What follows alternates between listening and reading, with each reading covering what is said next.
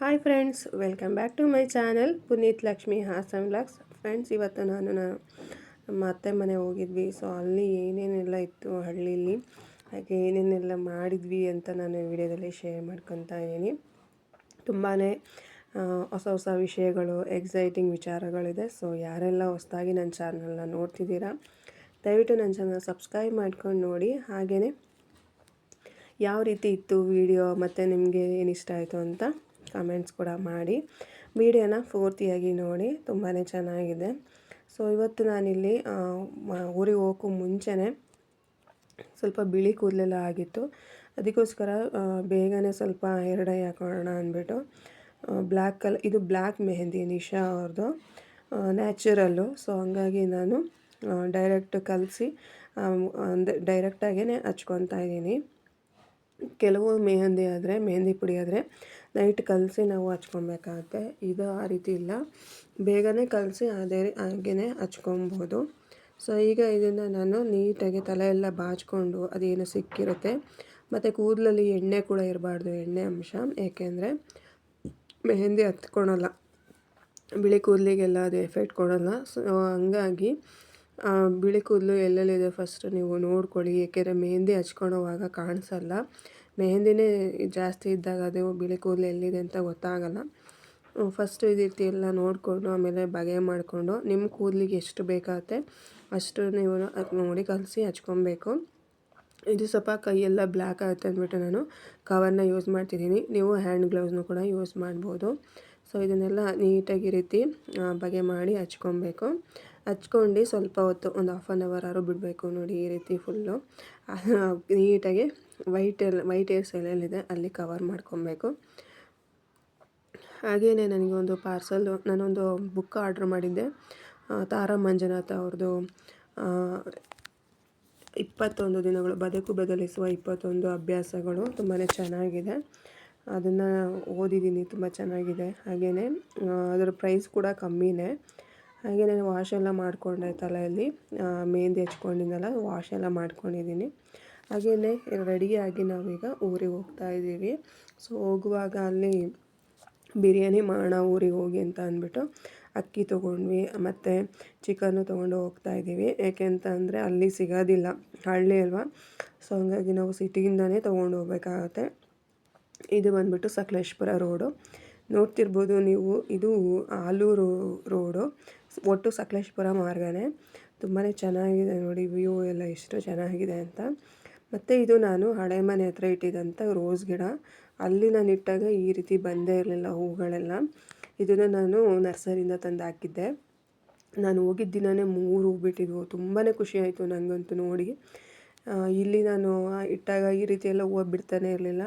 ಹಾಗೆ ಇದು ಕೂಡ ಅಷ್ಟೇ, ಯೆಲ್ಲೋ ಕಲರ್ದು. ಇದು ಕೂಡ 2 ಒಟ್ಟಿಗೆ ತೊಗೊಂಬಂದಿದ್ದು ನಾನು.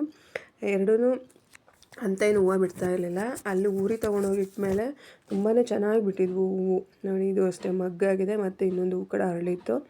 ಇದು ಬಂದ್ಬಿಟ್ಟು ನಮ್ಮ ಕಡೆ ನಾವು ಡೇರೆ ಹೂವು ಅಂತ ಅಂತೀವಿ. ಬೇರೆ ಬೇರೆ ಕಡೆ ಅದನ್ನು ಬೇರೆ ಬೇರೆ ಹೆಸರಲ್ಲಿ ಕರೀತಾರೆ, ಬಟ್ ನಮ್ಮ ಕಡೆ ಇದನ್ನು ಡೇರೆ ಹೂವು ಅಂತೀವಿ. ಹಾಗೆಯೇ ಇದು ಬೆಳಗ್ಗೆ, ಮಾರನೇ ದಿನ ಬೆಳಗ್ಗೆ, ಇನ್ನು ಸೂರ್ಯನವನ್ನು ಆವಾಗ ಮಳೆ ಇತ್ತು.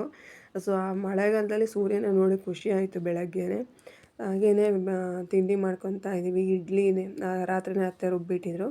ಸೊ ಇಡ್ಲಿ ಮಾಡ್ಕೊತಾ ಇದ್ದೀವಿ. ಹಾಗೆ ಈ ಚಟ್ನಿಗೆ ಅಲ್ಲೇ ಅತ್ತೆ ಪುದೀನ ಎಲ್ಲ ಹಾಕಿದ್ರು. ಸೊ ಪುದೀನ ಎಲ್ಲ ಕಿತ್ಕೊಂಡು, ಹಾಗೆಯೇ ನಮ್ಮ ಮನೆಯವರು ಕಾಯೆಲ್ಲ ಕೀಳ್ತಾಯಿದ್ರು. ಅಲ್ಲೇ ಮರದಲ್ಲಿ ಕಾಯಿ ಬಿಟ್ಟಿದ್ವಲ್ಲ, ಅವನ್ನೆಲ್ಲ ಸ್ವಲ್ಪ ತುಂಬ ಇದಾಗಿರೋವು, ಅಂದರೆ ಬಲ್ತಿರೋ ಕಾಯಿ. ಹಾಗೆಯೇ ಎಳ್ನೀರು ಅಂತ ಕಿತ್ತಿದ್ರು, ಬಟ್ ಅವು ಅಷ್ಟೊಂದು ಚೆನ್ನಾಗಿರಲಿಲ್ಲ, ಕಾಯಿ ಆಗಕ್ಕೆ ಬಂದಿದ್ವು. ಇದು ಕಾಯೆಲ್ಲ ಬಿದ್ದೋಗಿದ್ವಲ್ಲ ಅಂದ್ಬಿಟ್ಟು ಕಾಯಿ ಕಿತ್ಕೊಂಡ್ವಿ. ಆಮೇಲೆ ಇದು ಬೀನ್ಸ್ ಗಿಡ ಕೂಡ ಹಾಕಿದ್ರು. ಈ ನೆಕ್ಸ್ಟ್ ನಾವು ಹೋದಾಗ ಬೀನ್ಸ್ ಎಲ್ಲ ಬಲ್ತಿರುತ್ತೆ, ಬಟ್ ಇದು ಇನ್ನೂ ಬಲ್ತಿಲ್ಲ ಬೀನ್ಸ್ಗಳು. ಹಾಗೆ ಇದು ಬಾಳೆಕಾಯಿ ಫುಲ್ಲು ಬಲ್ತಿತ್ತು ಅಂದ್ಬಿಟ್ಟು ಅದನ್ನು ಕೂಡ ಕಿತ್ತಿ ಇಟ್ಟಿದ್ದಾರೆ. ಹಾಗೆ ಅನಾನಸ್ ಕೂಡ ತುಂಬಾ ಚೆನ್ನಾಗಿತ್ತು, ಸ್ವೀಟಾಗಿ, ಯಾವುದೇ ರೀತಿ ಅದಕ್ಕೇನು ಕೆಮಿಕಲ್ಸ್ ಹಾಕ್ತಾನೆ ಬೆಳೆದಿದ್ರು. ಅದಂತೂ ತುಂಬಾ ಚೆನ್ನಾಗಿತ್ತು. ಇದನ್ನು ಅನಾನಸ್ ಹಣ್ಣಾಗಿತ್ತು. ಸೊ ಹಣ್ಣು ಆಗಿದ್ಮೇಲೆ ಕಿತ್ಕೊಂಡಿದ್ವಿ. ಹಂಗಾಗಿ ಎಲ್ಲ ಹೋಗಿದ್ವಲ್ಲ, ಎಲ್ಲ ಬರ್ತಾರೆ ಅಂದ್ಬಿಟ್ಟೆ ಅವರು ಕಿತ್ತಿರಲಿಲ್ಲ, ನಾವು ಹೋದ್ಮೇಲೆ ಕೇಳೋಣ ಅಂತ ಅಂದ್ಬಿಟ್ಟು. ಸೊ ಹಣ್ಣು ಅಲ್ಲಿ ನಾವೇ ಕಿತ್ತಿ. ಇದು ಬಂದ್ಬಿಟ್ಟು ಕಾಡು ಕೊತ್ತಂಬರಿ ಅಂತ ಹೇಳ್ತಾರೆ, ನಮ್ಮ ಕಡೆ. ಇನ್ನು ಕೆಲವರು ಮೈಸೂರು ಕೊತ್ತಂಬರಿ ಅಂತಲೇ ಹೇಳ್ತಾರೆ. ಇದನ್ನು ಹಾಕಿದರೆ ನಾವು ಕೊತ್ತಂಬರಿ ಸೊಪ್ಪನ್ನ ಯೂಸ್ ಮಾಡೋಂಗೇ ಇಲ್ಲ, ಅಷ್ಟು ಚೆನ್ನಾಗಿರುತ್ತೆ. ಮತ್ತು ಟೇಸ್ಟ್ ಕೂಡ ಚೆನ್ನಾಗಿರುತ್ತೆ, ಫ್ಲೇವರ್ ಕೂಡ ಸೇಮ್ ಕೊತ್ತಂಬರಿ ಸೊಪ್ಪು ಥರನೇ ಇರುತ್ತೆ. ಇನ್ನು ಬೆಳಗ್ಗೆ ನಾವು ಇಡ್ಲಿ ತಿಂದ್ವಿ, ಇಡ್ಲಿ ಚಟ್ನಿ. ಹಾಗೆಯೇ ಮಧ್ಯಾಹ್ನಕ್ಕೆ ಬಸಳೆ ಸೊಪ್ಪು ಸಾಂಬಾರನ್ನ ಮಾಡಿದರು. ಇಡ್ಲಿ ಮತ್ತು ಇನ್ನೊಂದು ಸ್ವಲ್ಪ ಇಡ್ಲಿ ಮಿಕ್ಕಿತ್ತು, ಅದು ವೇಸ್ಟ್ ಆಗುತ್ತೆ ಅಂದ್ಬಿಟ್ಟು ನಾವು ಮಧ್ಯಾಹ್ನನೇ ಇಡ್ಲಿ ಮತ್ತು ಸಾಂಬಾರು ತಿಂದ್ಕೊಂಡ್ವಿ. ಹಾಗೆಯೇ ಇಲ್ಲಿ ಮಾವಿನ ಹಣ್ಣು ಕೂಡ ಬಿಟ್ಟಿದ್ವು, ಬಟ್ ಮಾವಿನಕಾಯಿ ಎಲ್ಲ ನಾವು ಹಾಕಿದ್ವಿ, ಒಂದು 2-3 ಏನೋ ಇದ್ವು ಅಷ್ಟೇ. ಹಾಗೆ ಶುಂಠಿ ಇತ್ತು. ನಾವು ಹೋದ್ಸರಿ ನಮ್ಮ ಮನೆಯವ್ರು ಊರಿಗೆ ಹೋದಾಗಲೇ ಹೇಳಿದ್ದೆ ಶುಂಠಿ ಕಿತ್ಕೊಂಬನ್ನಿ ಅಂತ, ಬಟ್ ಅವ್ರು ಕಿತ್ಕೊಂಬಂದಿರಲಿಲ್ಲ.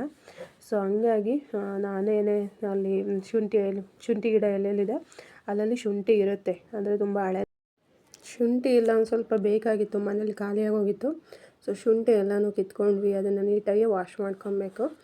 ಹಾಗೆಯೇ ಹಲಸಿನ ಹಣ್ಣೆಲ್ಲ ಇತ್ತು. ಸೊ ಆಮೇಲೆ ಬಾಳೆದು ಗೊನೆ ಎಲ್ಲ ಅದನ್ನು ಚಿಪ್ಪನ್ನ ಕಡ್ದು ಇಟ್ಟಿದ್ರು. ಹಾಗೆಯೇ ತೋಟಕ್ಕೆ ಹೋಗಬೇಕು ಅಂತ ತೋಟಕ್ಕೆ ಹೋಗ್ತಾಯಿದ್ದೀವಿ.